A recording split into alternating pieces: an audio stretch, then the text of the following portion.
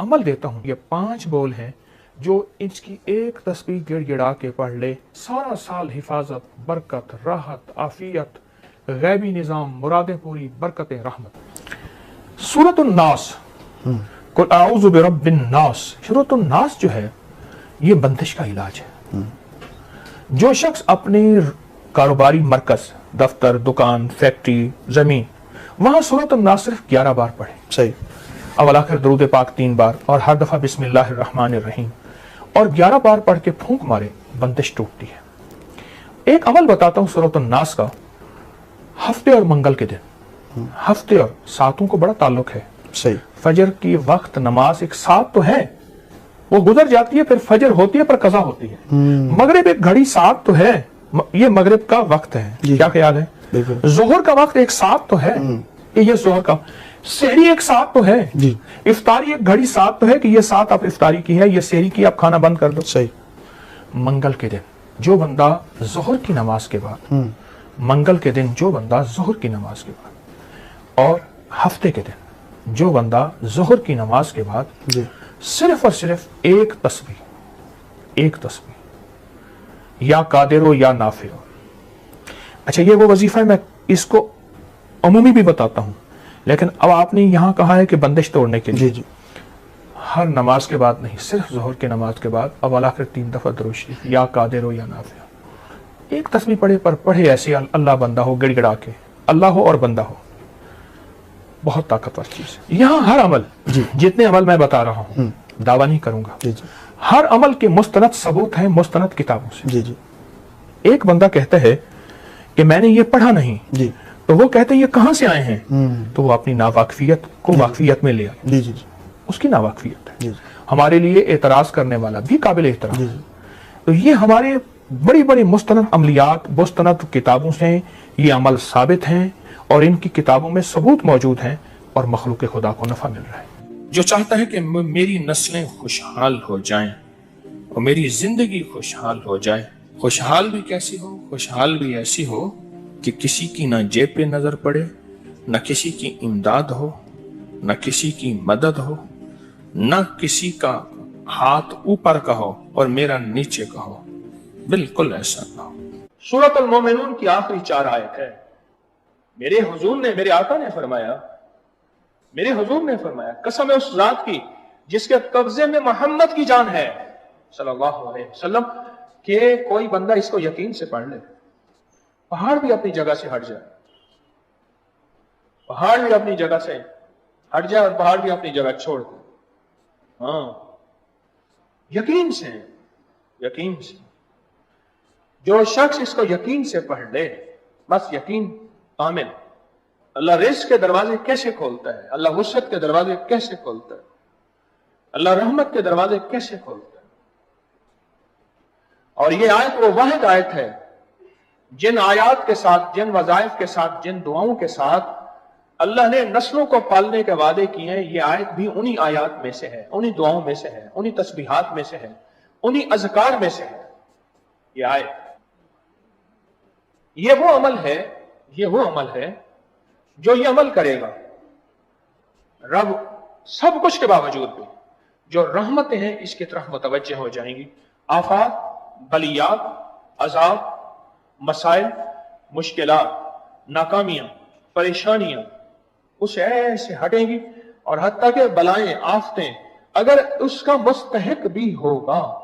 ये वो आयतें हैं कि अल्लाह पाक जल्ल शान हो इसके अपनी रहमत भेज के इन आयतों का फैज और फजल और करम और बरकत भेज के अल्लाह उससे वो अजाब बला टाल के इसकी तरफ और इसकी नस्लों की तरफ रहमतों को मुतवज्जे फरमा देते हैं, बरकतों को मुतवज्जे फरमा देते हैं।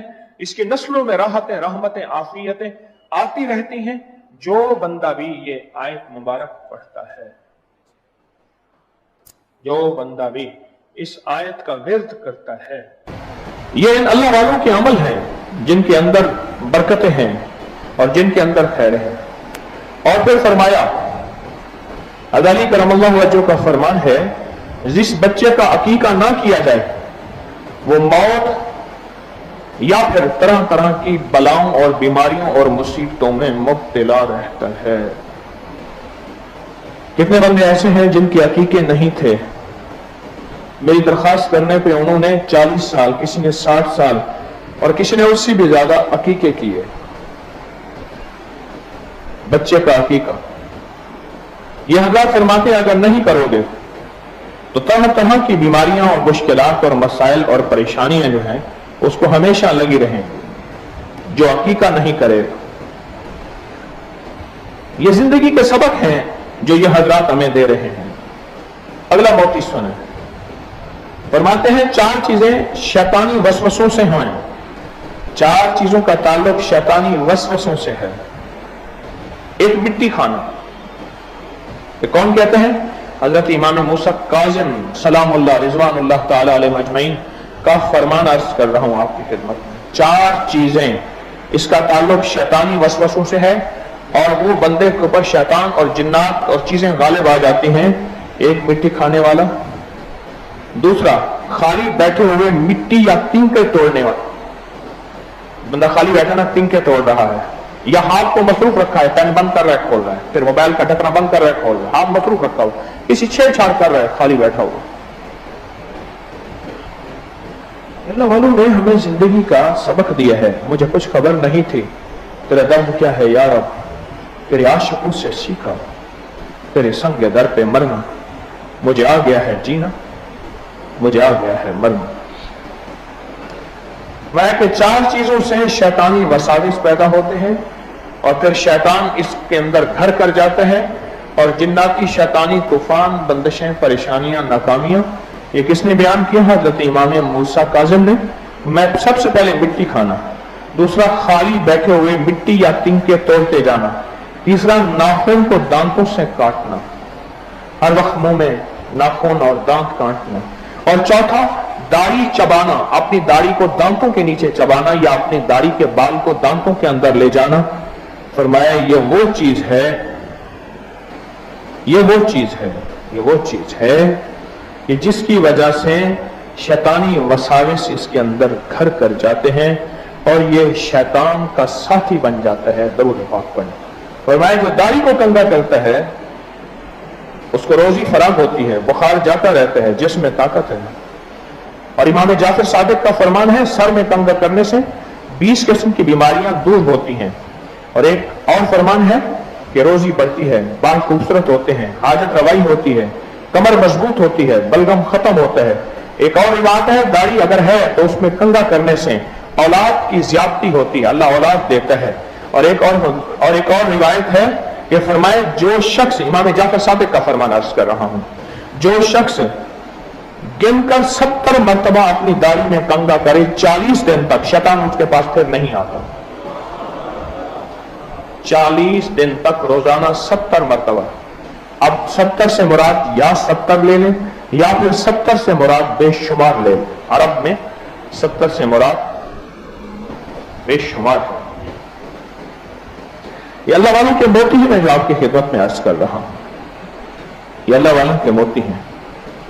اب سنیں، اگر جبریل کے ہاتھ سدرۃ المنتہا کا ایک پتا بھیجا، اس سے سر دھویا، ملال ختم ہو گئی۔ امیر المومنین سے منقول ہے کہ جب اللہ نے، حضرت علی کرم اللہ وجہ سے منقول ہے، جب رسول اللہ صلی اللہ علیہ وسلم کو غم کا اظہار ہوا تو اللہ نے بیری کا پتا بھیجا، انہوں نے بیری کے پتے سے سر دھویا، ان کی طبیعت ٹھیک ہو گئی۔ فرمایا ایک اور فرمان ہے، اپنے سر کو بیری کے پتے سے دھو، کیونکہ کوئی مقرب فرشتہ، کوئی اولی العزم پیغمبر ایسا نہیں جس نے خوبی اور صفائی کے ساتھ بیری کے پتوں کا تذکرہ نہ کیا ہو اور ان سے نہ سر دھویا ہو۔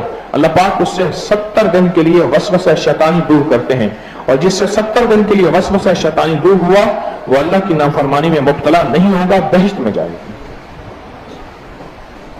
بیری کے پتے سے ایک اور روایت ہے امام موسیٰ کاظم کی، بیری کے پتے سے سر دھونے سے روزی بڑھ جاتی ہے۔ صاحب نظر کہتے ہیں جن کو اللہ نے نظر دی ہے، فرمایا بیری چونکہ جنت کا درخت ہے، فرق یہ ہے کہ صرف جنت میں کانٹے نہیں ہوں گے، یہاں کانٹے ہیں، جنت میں کانٹے نہیں ہوں گے، یہاں کانٹے ہیں،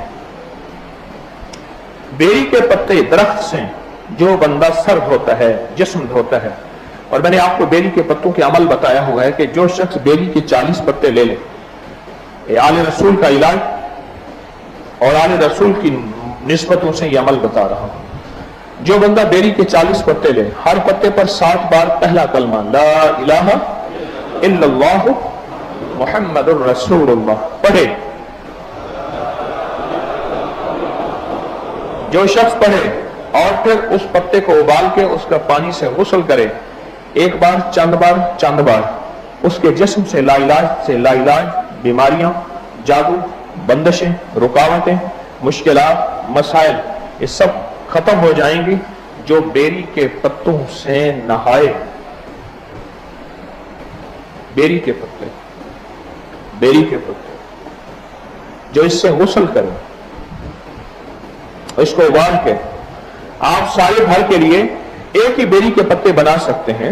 سارے گھر کے لیے ایک ہی پتے، 40 پتے لیں، ہر پتے پر 60 بار کلمہ پڑھیں، اور ہر پتے پر 60 بار کلمہ پڑھ کے اس کو ابال لیں، اس سے غسل کریں۔ ایک پتیلے میں بنا لیں، ایک بندہ اس میں سے ایک لوٹا، ایک مگ لے لے اور بالٹی میں ڈال کے غسل کر لے، اور پانی اس میں ڈال کے۔ اس کے فضائل آپ نے سنے، کتنے کمال فضائل ہیں۔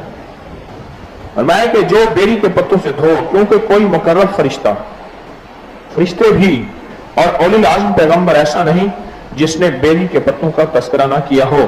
اور فرمایا جو بیری کے پتوں سے سر دھوئے گا، یعنی سر پہ ڈالے گا، سر دھونے سے مراد پانی سر پہ ہی ڈالا جاتا ہے نا نہانے کے لیے، سر دھونے سے مراد میں 70 دن کے لیے وسوسہ شیطان دور ہوگا۔ اور وسوسہ شیطان سے مراد پتہ کیا ہے؟ شیطان جہاں بھی آئے گا نا، وہاں یوسوس فی صدور الناس من الجنۃ والناس، یوسوس فی صدور الناس، وہاں خناس کا ذکر آئے گا۔ روایات میں جہاں بھی شیطان کا ذکر آئے گا وہاں شیطان سے مراد خناس ہیں، اور خناس سے مراد وہ جنات اور شیاطین ہیں جن کے ذریعے جادو اثر کرتا ہے۔ دیکھو لفظ جادو پہ غور کرو، میں لفظ جادو بول رہا ہوں، جیم الف جا کو علیحدہ کرو، دو کو علیحدہ کرو، اب بنے گا جادو۔ جادو آئی سمجھ؟ لفظ نہیں آئی۔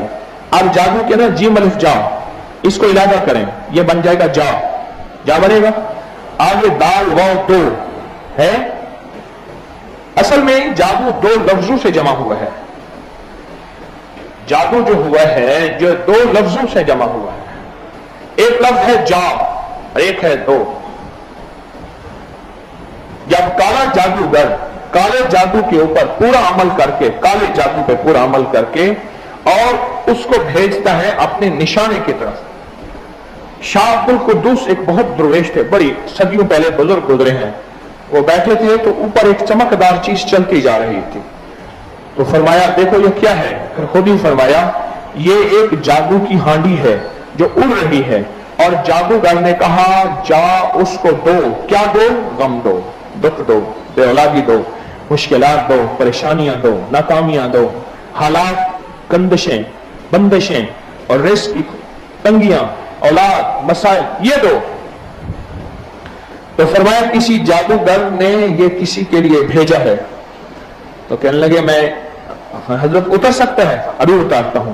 حکم دیا، وہ چیز روشنی تھی، اوپر جا رہی تھی، واپس آئی، دیکھا تو ایک دہکتا ہوا ایک ہانڈی کا انگارہ تھا، ہانڈی انگارہ دہکتا ہوا، وہ اترا۔ آپ نے اس سے پوچھا کس کے پاس بھیج رہے ہو؟